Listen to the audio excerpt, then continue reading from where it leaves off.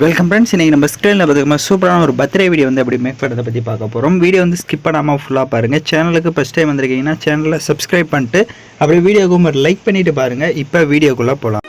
Kill them with your success. Life is very short, Namba. Bury them with your smile. Always be happy. உங்கள் மொபைலில் KineMaster application open பண்ணிவிட்டு new ப்ராஜெக்டை click பண்ணிக்கோங்க.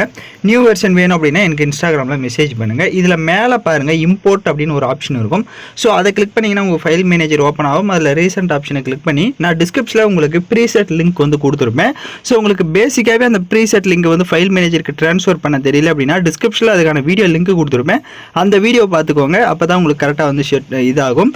இப்போ அந்த ப்ரீசெட்டை இப்போ செலக்ட் பண்ணிக்கோங்க. உங்கள் ப்ரீசெட்டை செலக்ட் பண்ணுறப்போ உங்கள் மொபைல் டேட்டாவை ஆன் பண்ணிக்கோங்க. அப்போ தான் எஃபெக்ட் எல்லாமே ஆட்டோமேட்டிக்காக டவுன்லோட் ஆகும்.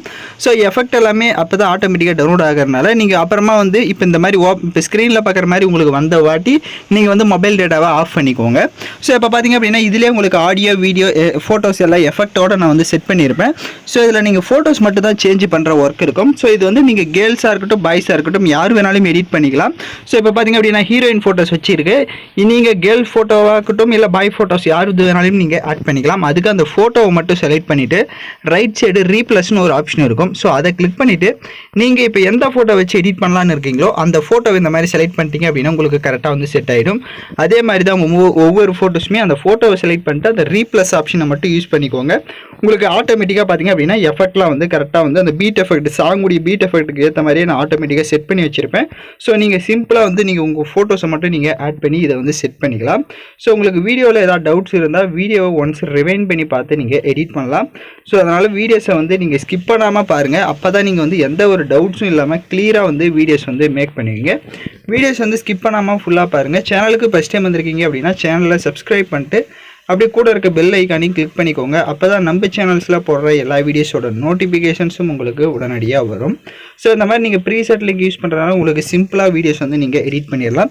இப்போ ஃபோட்டோஸ் எல்லாமே பார்த்திங்க அப்படின்னா நான் சேஞ்ச் பண்ணிவிட்டேன். ஸோ இது எகைன் வந்து அந்த ஃபோட்டோவை செலக்ட் பண்ணிட்டு ரைட் சைடு அட்ஜஸ்ட்மெண்ட்டில் போயிட்டு ஸ்டேச்சுரேஷன் அப்புறமா கான்ட்ராஸ்ட் இதெல்லாமே உங்களோட ஃபோட்டோஸ்க்கு எந்த அளவுக்கு தேவையோ அந்தளவுக்கு ஒவ்வொரு ஃபோட்டோஸுமே நீங்கள் செட் பண்ணிக்கலாம்.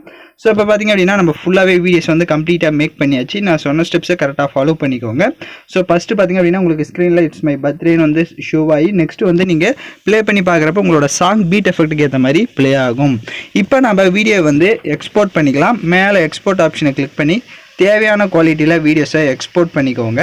ஸோ எகைன் சொல்லிடுறேன், உங்களுக்கு வந்து இந்த ப்ரீசெட் லிங்க் வந்து நார்மலாக பேசிக்காகவே உங்கள் ஃபைல் மேனேஜருக்கு எப்படி கொண்டு வர தெரியல அப்படின்னா டிஸ்கிரிப்ஷனில் லிங்க் கொடுத்துருவேன்.